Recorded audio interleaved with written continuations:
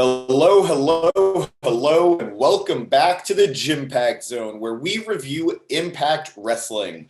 Guys, I'm introducing myself for the first time to many of you. My name is James Gisanti. I am joined tonight by Nick Cummings, the Reverend of all people. He doesn't join me quite often here enough, but I'm so happy Invading to the have him JIMPACT tonight. Zone. What is he doing in the JIMPACT Zone? But first of all, I'm going to Wow. start this show by thanking everyone. We have gained 200 subscribers in one day, and we are so happy to have you here at the Mark It Down podcast, specifically tonight for the JIMPACT Zone. It was a fun impact. It was the go-home show to Victory Road tomorrow. Go-home shows are always weird, especially for a show like Victory Road, which in itself sort of feels like a go-home show for the bigger pay-per-view that Impact will be offering down the road. No pun intended. But let's get started. Impact itself started with quite the match, a ladder match for the Digital Media Championship. The champion, Brian Myers, the most professional wrestler in the world, defending his title against Bhupinder Gujjar. His own title. Now, Nick, thank you, sir. Now, Nick, I know you're new to Impact. I know you don't have much experience with Impact, but this was a fun little ladder match. Did you have any thoughts on it? Did you have any thoughts on the feud or what you saw tonight? Well, for me, and I think our friend Danny always says this, one-on-one ladder matches, the pacing can be very difficult. Obviously, Yes. when you take a big bump off a ladder, you have to sell it, you have to lay there for a while. So the pacing can be very slow and plodding. I think one of the few matches in recent memory I can remember where that didn't happen was, and I know I'm going to get in trouble for saying this, was Cody Rhodes against Sammy Guevara for the TNT We don't title. talk about him here. We don't talk about him in the JIMPACT Zone. I don't think we talk about either of those guys in the JIMPACT Zone, but like I said, Oh, I'm invading. So anyway, but I thought it was a very good example of having good pacing while still having a ladder match. And this was a bit slower than that, but I thought the pacing actually held up fairly well. There were some really good spots I enjoyed. These guys took some really nasty bumps off some ladders. Yes. Brian Myers, I've seen him occasionally, but not too often since his departure from WWE. It was cool to see him again. And I thought the ending was very clever. You know, I'm always glad when guys are actually smart heels, and Myers, you know, using the old dick punch and then taping his opponent to the ladder was very clever. And I feel like it's also rare too. You see a ladder match where two guys finish on the ladder, whether it's next to each other or across from each other. So I thought it was a very creative finish. I thought it was a very fun ladder match. And despite the fact I don't necessarily know the ins and outs of Impact, I can sit here and enjoy a solid wrestling match, especially something as violent as a ladder match. I got to agree with you on almost all fronts. I'm never too crazy about one-on-one ladder matches. My favorite match of all time happens to be a one-on-one ladder match, but that was that was the exception, not the rule. Now I want to know which one it is. You can't just say that and not tell me. Jeff Hardy versus Undertaker for the Undisputed title, 2002, I think, or maybe 2003. Of course. Great match, but regardless, I gotta say one thing, because you hit the nail on the head about pacing when it comes to one-on-one ladder matches. It's tough. I think despite it happening the hard way and despite it not being ideal, Bhupinder getting that broken nose really helped sell the pacing of the match. He looked bloodied, he looked dazed, he looked confused, and it made sense that he wasn't necessarily moving at top speed. Yeah. So I thought this was a nice, unfortunate, happy accident of how you could get this match to feel like the pacing made sense. Brian Myers getting the win, defending the title against Bhupinder successfully, showing how this is not the same man who went on such a losing streak in WWE. He's a very different man here in Impact, and we're all grateful for it. I was never too crazy about the feud. Bhupinder, who is the babyface, just looked awkward in a lot of places and didn't really know. I never felt he really had a handle on the character. But in general, I thought this was a good match, a good way to cap the feud, and a good way to send Brian Myers onto a new challenger eventually. Moving on, I'm going to check my notes because we are professional here at the Mark It Down podcast. Even I took a few notes. We had a segment, lots of segments here at Impact, so be ready, guys. Heath, Josh Alexander, and Rich Swann getting on the same page for Victory Road tomorrow in their 6-man tag. Rich Swann thanking Heath for owning up to the fact that he messed up their match last week, their tag team match against OGK for the tag team titles. They offered to be in Heath's corner tonight as Heath had an open challenge against any member of Honor No More. But Heath said he's a rebel and he's going to do it just like rebels do, and he's going to do it alone. You know, I saw a great franchise called Star Wars, and it wasn't just a rebel, it was the rebellion. Sometimes it's okay to have a partner, Heath. You don't need to do it alone. Small little franchise. Small. Yes. You know, it may have had a sequel, may have had a prequel, may have had an animated holiday special. Who knows? Too many things. Once again, we are going to another staying out of the ring with some footage of Sami Callihan getting attacked by Steve Macklin at an indie show.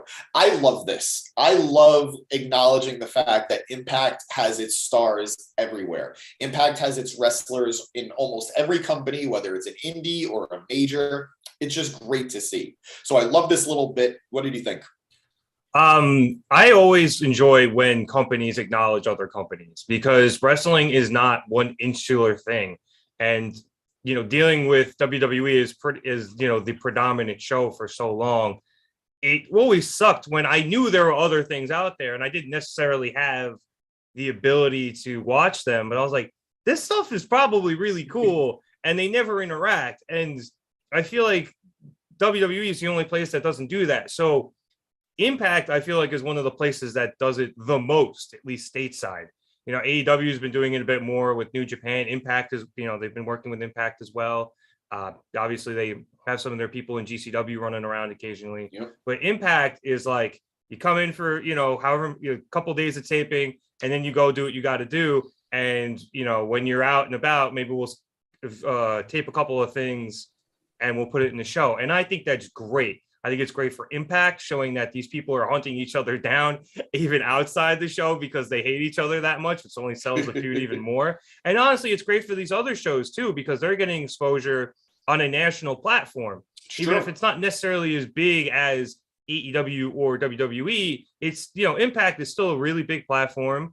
They're on Access TV, which I think most cable providers have, even if you got to hunt for it. They're on YouTube, which, if you play that right, you're going to get a lot of viewers. That's how I watched the show tonight. Impact has 4.4 million subscribers. Exactly. And I'm sure that's an insane number. I'm sure more people watch the show on YouTube and pay a couple of dollars a month to watch the show without commercial. And you eat $1 a month. $1 a month. It's $12 a year, people. The WWE Network was $9.99. Impact $1. You guys could do this. I think honestly, I pay more for Peacock now to get WWE. We do. We don't even talk about it. Yeah, we digress. That is not this show. But it only adds more to the point that Impact's $1 a fucking month, and they have 4.4 million subscribers, which is a huge audience for a lot of these indies. I enjoy a good pull apart brawl, and I think this lended credence to a feud I wasn't too much aware of, obviously, but I can easily tell the gravitas of how much these guys hate each other going into the contract signing later. Oh, absolutely. Absolutely. After that, we have a quick squash match in a intergender match. Threw me off for a second. Impact. I love the fact that Impact does not shy away from men facing women, women facing men.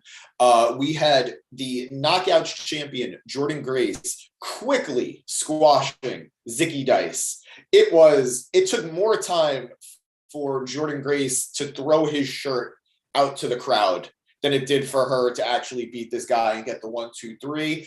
I know you just expressed your shock, Nick. What did you think of the match? What did you think of the presentation? I know you were thrown off, but did you dislike it or did you like it? Well, it wasn't so much I was thrown off. It was more of just I was trying to, get through the bullshit to get to the matches so I could catch up because I started a little late. Because I wasn't planning on being here. But we are so happy you are. It's all right. No, I enjoy the occasional invasion of the JIMPACT zone, like I said. But I was expecting a Jordan Grace squash match versus another woman, and then I accidentally skipped ahead, and all of a sudden she's pinning a guy, and I was like, "Oh wait, holy fuck!" And I rewinded. I was like, "Wait." This was my first experience with Jordan Grace. Actually, I know who she is from like Twitter and Reddit and stuff. And she's always Twitter is not the best representation of Jordan Grace. No, I know, but I've never seen a match of hers, and the first match I get is she squashes a guy in under a minute. So the presentation of her is obviously, she kicks ass, which does. I'm pretty sure, considering her physique, is kind of the entire point. So if that's what you were trying to get across to a first timer or a very, very part timer, you did your fucking job, Impact. Oh yeah. I forget if it's Lil Mama Pump or Big Mama Pump, but she models herself, or did at it for a time after Scott Steiner. Well, I heard the sirens in the entrance music, and I was like, "What is she, freaking Big Papa Pump? She is Steiner." So she knew what she was doing. And I thought this was an excellent showing as she goes into her match tomorrow against Max the Impaler, who got an awesome. Max the Impaler got an incredible hype package. I'll be honest, guys, I'm unfamiliar with Max the Impaler. I've heard of them on the indie scene. I've heard of them before. I've never seen Max the Impaler, and they seem very deadly. I got some Abaddon vibes. I got some House of Black vibes. House of Black vibes. Sarah Logan vibes with like the Viking-esque gear. I don't know. But I'm very much looking forward to this match tomorrow. War Raiders. A little bit of War Raiders. Viking stuff. Yeah.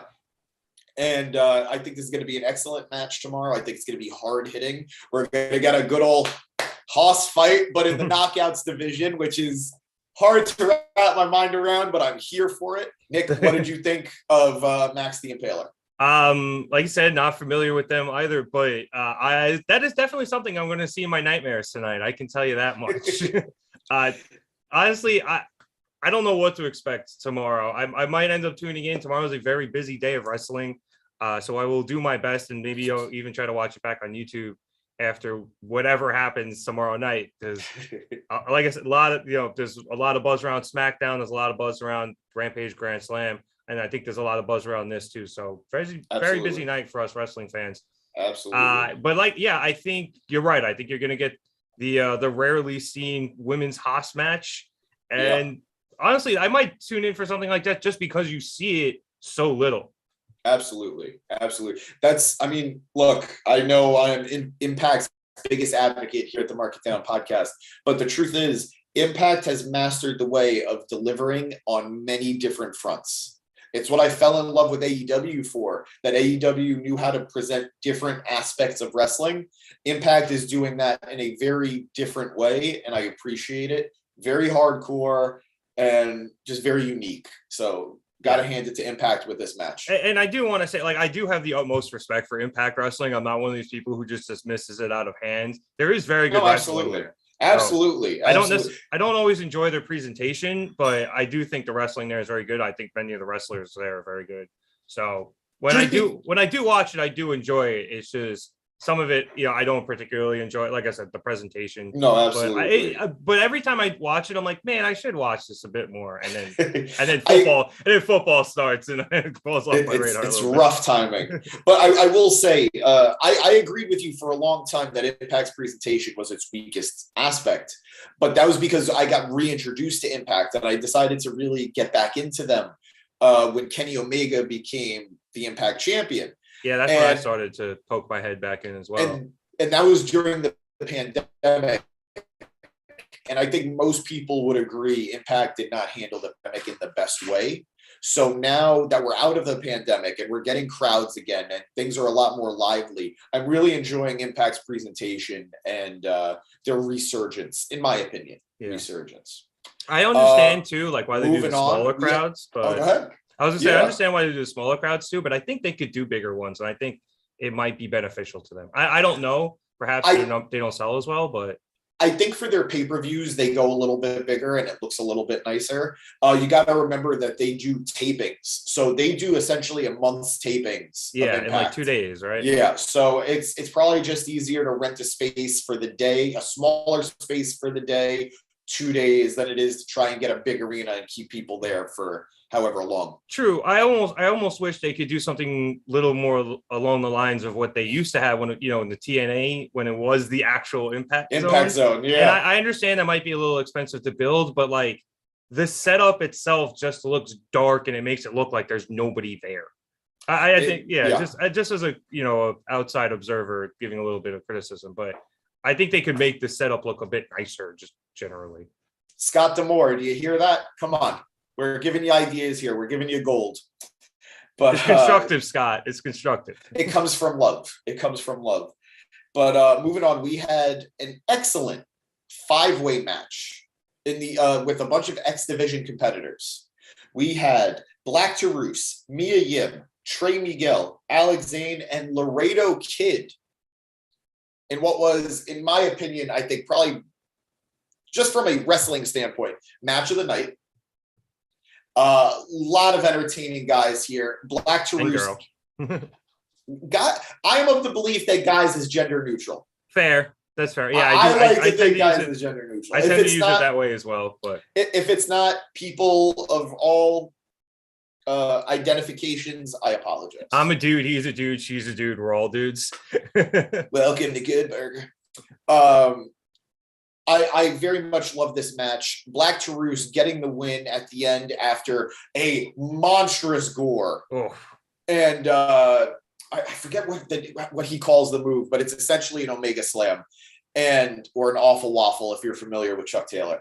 But great match. Everybody had a moment to shine. There was a story being told with Alex Zane and Trey Miguel. There was a story being told with Black Taurus and Laredo Kid. Mia Yim making sure that she wasn't forgotten, getting some great spots with a swanton to the outside, hitting a power bomb on one of the competitors in the match. I thought this match shined from beginning to end, and I'm very excited to see Black Taurus getting 2 high-profile wins in 2 weeks. Last week, pinning Steve Macklin in the tag team match. With his partner from Decay, Crazy Steve. So Black Taurus is a name to watch. Nick, I know you're not too familiar with a lot of these guys, but I know you know Mia Yim, and I know you're somewhat familiar with Laredo Kid. What did you think of the match? What did you think of the action, and did the right guy win to you? Well, I don't know the answer to that last question, but Taurus looks really fucking cool, man. That is a very... I don't want to use unique because I sound like Michael Cole, but it's a very, really awesome presentation the guys got going, and it's an awesome looking gimmick. I got to agree. This was match of the night. I think, like you said, everyone had a chance to shine. I don't see a lot of intergender wrestling in general, unless it's like mixed tags usually. So seeing Mia Yim out here being the only women in a 5-way, it was very interesting, and I thought she looked great. This was also the first time I've seen her, I think, since she left WWE as well. So she looks great. She's still wrestling fucking fantastically. I didn't think she would. Not to say I think she ever lost a step, but it's good to see her still being able to kill it, not wearing a fucking mask, running around with the flapjack over there. Was it slapjack? What was it? It was slapjack. It was slapjack, mace, T-bar. Yeah.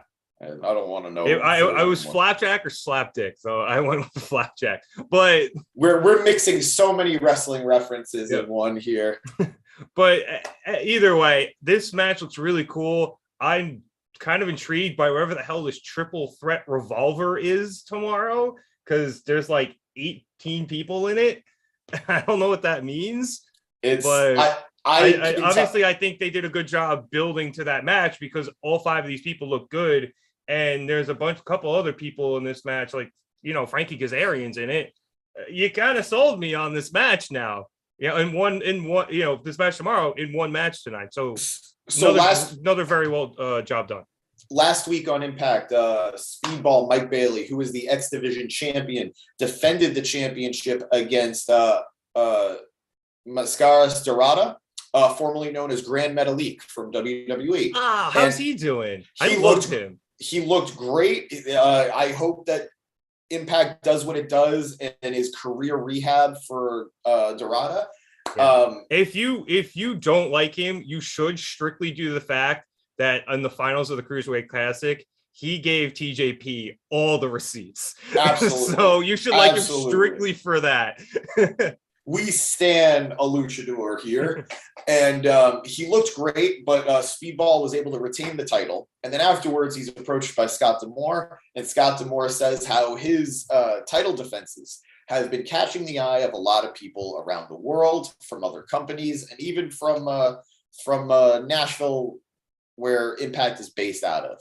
So every competitor going here has a claim, or is at the very least claiming wanting a shot against Speedball for the X Division Championship. We have representation from Ring of Honor, Delirious, the infamous or famous booker of Ring of Honor for years, depending on who you ask. We have Laredo Kid. We have AEW Kaz. Yeah, AEW with Kazarian. We have New Japan being represented by Yu Yamura, who just debuted last week and looked great and is an explosive rookie for New Japan. We have a lot of talent in this matchup. I got to be honest with you guys. I'm not too familiar with the Triple Threat Revolver concept either, but with this much talent involved, I'm excited. I'm very excited. Yeah, I'm trying to count the competitors. Well, I think it's 9, so I guess maybe it's like 3 and then 3 and then 3. Maybe I don't know, but Impact is the Switzerland of wrestling. Everyone sends their people there to negotiate, aka have really good matches, and no one complains that their guys or their girls are interacting with people from other companies while there, and it's amazing. It doesn't matter if you're a part of the WWE universe or the AEW galaxy. All together, you're in the Milky Way of Impact Wrestling. That didn't make sense, but neither does Impact, and I love it. I there's only, what could I use? Galaxy, universe. You could have just used the countries like I used. It would have been a lot easier.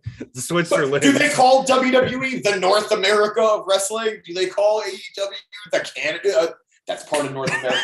You're throwing me off right now, Nick. My invasion is working. Oh, God. We're moving on because I look like a fool. I'm trying to say nice things here, and you're the one getting angry. You are. This is what we do at the JIMPACT Zone. We make me look like a fool, and I make me look like a fool. We had an excellent ongoing segment with Violent by Design. Shut up, Nick. I'm not laughing at you. I have seen that the chat has been very alive. Hi, Danny. We love you, Danny. I do kind of the only thing I had lying around that was clean. So I look like a box of Newports. Moving on, Danny and Nick. He's not even in this, and he's blowing us down with rambles. Violent by Design has another excellent vignette backstage. Well, not backstage, whatever compound they've been filming in. Violent by Design is Eric Young, Diener, formerly Joe Doring, who's had to leave to deal with his ongoing battle with brain cancer. Joe, we're still rooting for you. You got this. But it has set Violent by Design in a bit of a tailspin. We've seen that Eric Young and Diener have been slowly recruiting these unnamed miscreants, I don't know, and they all claim their name to be Violence. Well, this week they got a fancy new hand gesture. Yep, there you go, throw it up. Gang signs here at the Mark It Down podcast, and they kept repeating their names are Violence, their names are Violence. It didn't matter to Diener, didn't matter to Eric Young. They took out every man, woman, maybe there were children, I don't know, but it's very interesting to see how this essentially Fight Club angle is moving forward with Violent by Design. We had another. If I may, I did kind of find it funny that this was like basically the super finger from Dane Cook. Yeah, I made the comparison too. There's only so many things you could do with your hands, and it's very important to wrestlers at this point. But that's a lot of work there too. I know, right? So much effort. Yeah, so much effort. Like, you know how many years it took me to like muscle memory this? Like, I had to hold my fingers apart like this for months. But now you can scissor me, Daddy. No, that's this. Super scissor? It doesn't matter. Super scissor. No, that's the Teenage Mutant Ninja Turtle handshake. We're moving on. You've ruined it. Anyway, we had this is week 2. This is week 2 of what is now my favorite ongoing angle in Impact. Joe Hendry just having the most ridiculous, insane, doesn't belong in wrestling, but that's why it makes an amazing segment for wrestling. Joe Hendry ruining families, possibly bastardizing children, and illegitimizing families. It was an excellent segment. I am so intrigued by Joe Hendry. I am so excited where he goes from here. If you guys aren't familiar with him, if you missed this segment, go check him out after you're done here with the Mark It Down podcast. This man, I've never seen him wrestle. I don't know where he's from. I think he might have had something in NXT. I don't know. It doesn't matter. What he's doing here is so entertaining, and I am here for it. I hope it continues forever because, oh my God, it's sold so beautifully. But I can only sing the man's praises for so long. I think I actually went longer than his actual segment. But we had the Heath Open Challenge towards Honor No More. He came out. We're waiting for anybody to answer the challenge. And PCO tried to answer it.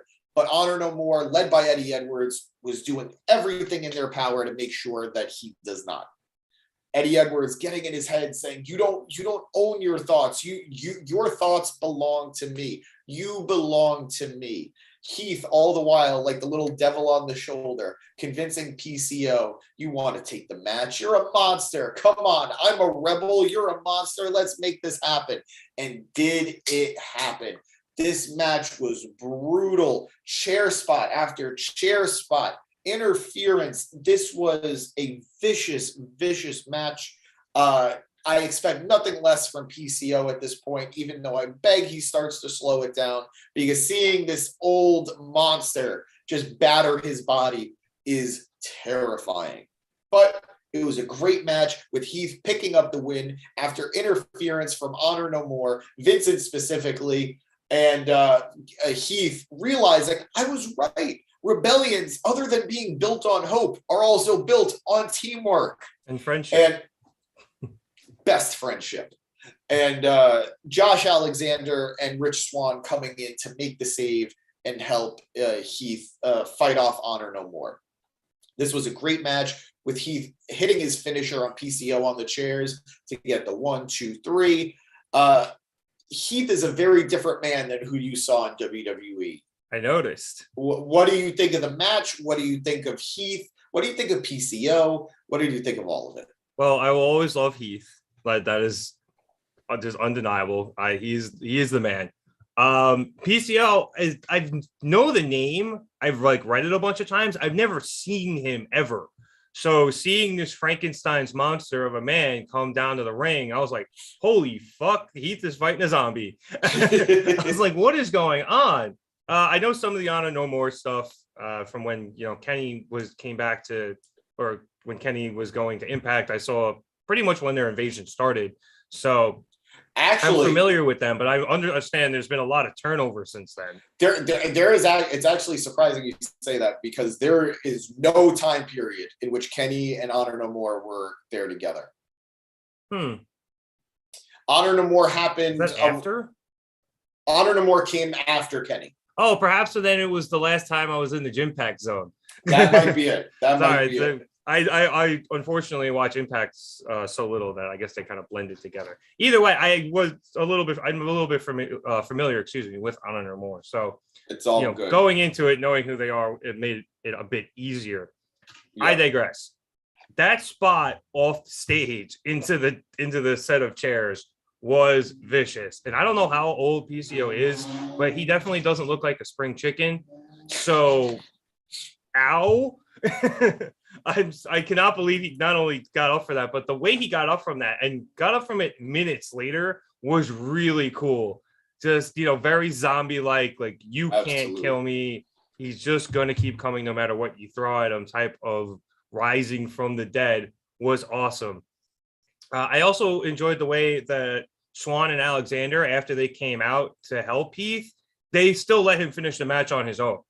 They just kept Honor No More away. And because Heath earlier, obviously, in the night said that, he was going to do it on his own because that's what Rebels do. And while he didn't necessarily do all of it on his own, he defeated PCO by himself.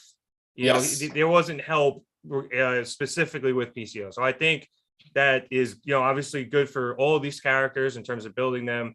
I think it's good for their tag match going into tomorrow. I also think it kind of thinks they're going to lose. It kind of means they're going to lose. So I think that's a fair assumption. But good, very good street fight. I really enjoyed it. A lot of good spots. This PCO guy is a menace and good stuff. And it was great to see Heath again. I miss Heath. Heathy baby. It's just a matter of time before he returns to WWE, fulfills the prophecy, and becomes the third member of 3MB to win the WWE Championship. And or kicks the shit out of JBL. I'll take either, honestly. I'll take either. I think Heath might actually get more satisfaction from the JBL beatdown. Next match was epic. I loved it. I'm a little sad, surprisingly. I'm a little sad. But we had the Motor City Machine Guns taking on Aussie Open for the #1 contender spot for the Impact Tag Team Championships. The Motor City Machine Guns taking the win after a nice back and forth match. I'll be honest with you, Nick, as someone who has been very on Aussie Open from my limited experiences with them in AEW, I've loved seeing them here in Impact. Gave me a very different view on them. I'm very hyped for them. I was hoping they would take the win and their stay in Impact would be a little bit longer. I didn't realize this means they're leaving, but I guess. I mean, it's the assumption. It's the assumption. This wasn't like a loser leaves thing, but knowing how Impact works, they probably came in for the tapings, got a couple wins, took the loss, and then we'll maybe see them again one day. Yeah, and I'm not even sure if they're still in America. Obviously, after the Trios tournament ended in AEW, I'm pretty sure they jetted back home and, good on them, let them go home for a while.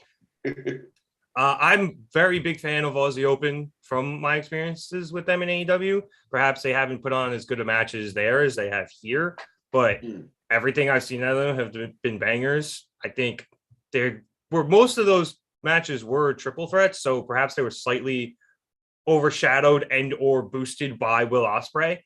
But either way, they were in part of some bangers in AEW, so it was really cool to see them just 2-on-2. And it was cool to see Motor City Machine Guns again after seeing them at the pay-per-view for AEW a couple weeks ago. So this match was a very intriguing matchup. I mean, I guess Aussie Open just wasn't sticking around, and that's why Motor City Machine Guns won. But either way, not that I'm surprised to hear you're disappointed, but I'm a little bit surprised because even though it would have meant Aussie Open probably staying, I know Motor City Machine Guns are your boys. So they got a good win, and I think they were making a point on commentary that Aussie Open's a bit younger than Motor City Machine Guns, and saying that is really difficult. It's a lot of words, but they're just call them the guns. Just call them the guns. They were there's too many guns, but no pun. That was not a political. That was a wrestling joke. They were making a point that the guns were the vets, and that's what helped them win the match. So I thought it was a story well told here. And obviously, I don't want to say the right guys won, but it looks like they probably did. And obviously, it sets up the title match at Bound for Glory. No, absolutely. Look, I'm never going to be sad or upset that the Motor City Machine Guns win anything. But yes, I for Aussie Open, and that's a testament to their little run here in Impact because I was mourn them later. You know, I'm sure they'll be fine. I got an unfortunate message just now saying my internet connection's a little unstable. How am I doing? You cut out there for about like 30 seconds. Not crazy, but you were a little garbly. Fantastic. We'll make it work. Um, we had a nice backstage segment, which I got to compliment the camera work on this. Production killed it, where Tasha Steelz and Savannah are going out looking for Killer Kelly. They have the chair, they're going down a hallway, they're going down a corridor, and then with mirror work through the darkness, through everything, they really sold the menace that is Killer Kelly. What did you think of the segment? I think I accidentally fast forwarded it. I'm sorry. We are professionals here at the Market Down podcast. I was trying to get to the main event. I was like running out of time, and I was just like, I need to see this contract signing before it ends, and I didn't realize I skimmed over it. I apologize. No, don't you worry. I get it. I will go back and watch it because Killer Kelly sounds like a scary person. She is. She gives me like unhinged Randy Orton vibes, and I dig it. I dig it. Knowing you, I'm not surprised. No comment, honey. I love you. And by honey, I mean Allie, just in case that gets misconstrued. Well, Dragoon's not here. I wouldn't worry. I love you too, Danny. But all right, then I'm going to assume then that means you missed the Giselle Shaw promo about Mickie James. I caught part of it.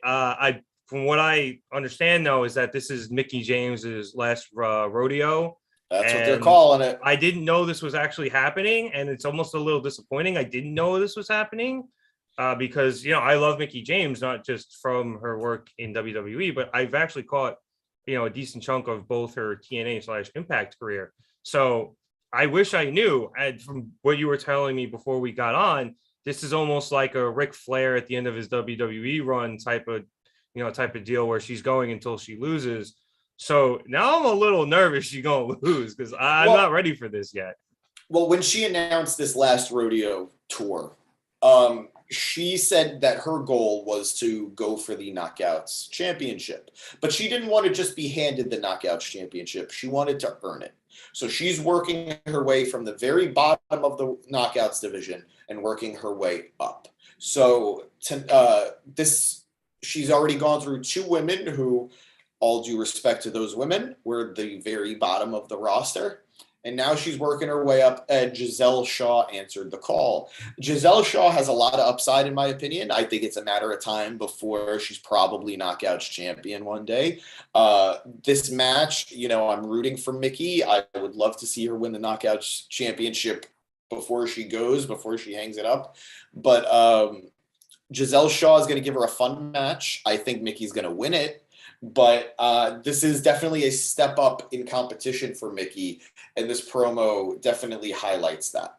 Yeah, and also too, assuming Mickie James is going to win this for the sake of argument, I think this is also, like you're saying, Giselle Shaw is going to probably be a future Knockouts champion. This could be a very good match for her to get over wrestling wise in the ring without actually winning.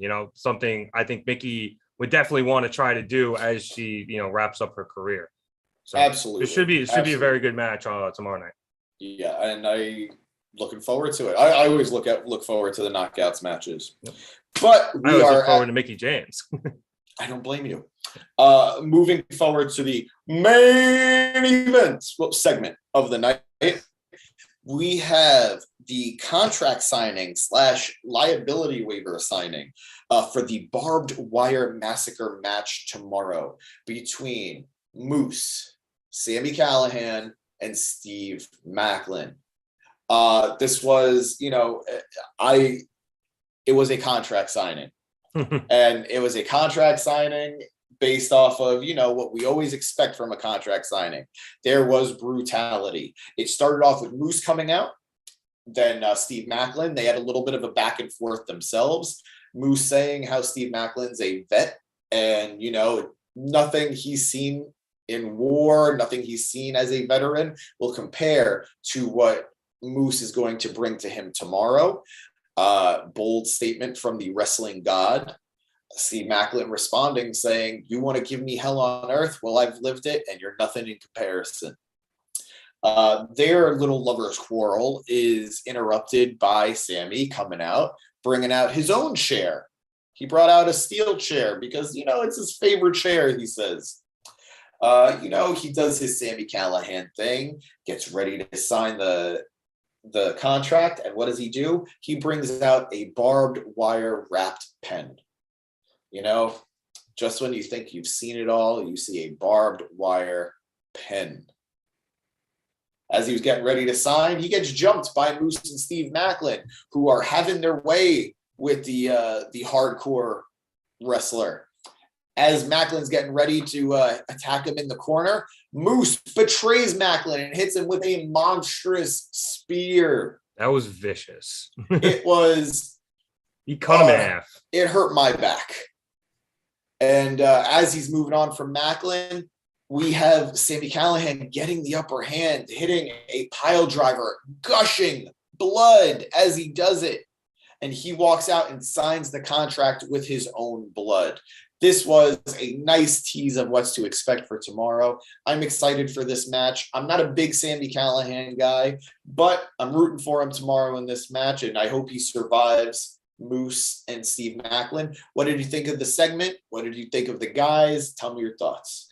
The only one who I really knew was Moose. I've heard of Sammy Callahan before. And who's your third man's again? I'm sorry. Moose, Steve Maclin, and Sammy Callahan. Yeah, so Maclin was an interesting character.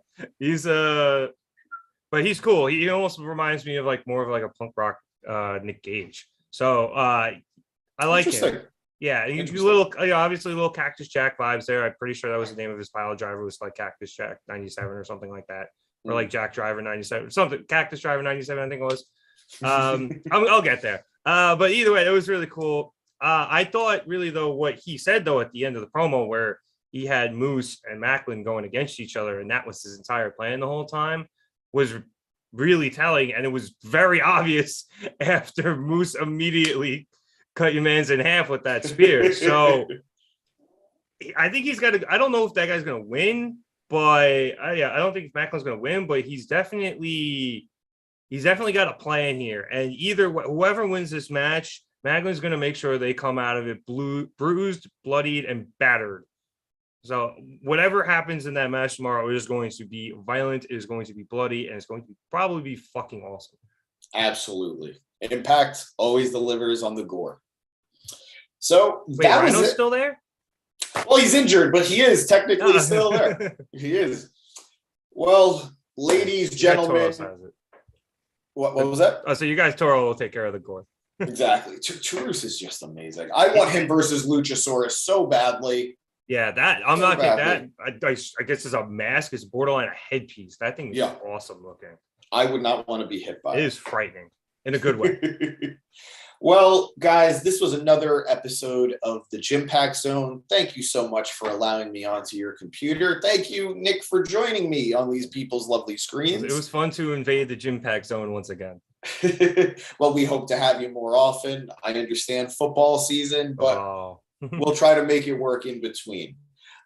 Ladies, gentlemen, ladies, and gentledems, it's always a pleasure. Watch Impact. Watch the pay-per-view tomorrow, Victory Road. It's going to be good. It's going to be bloody. There will be meat slapping.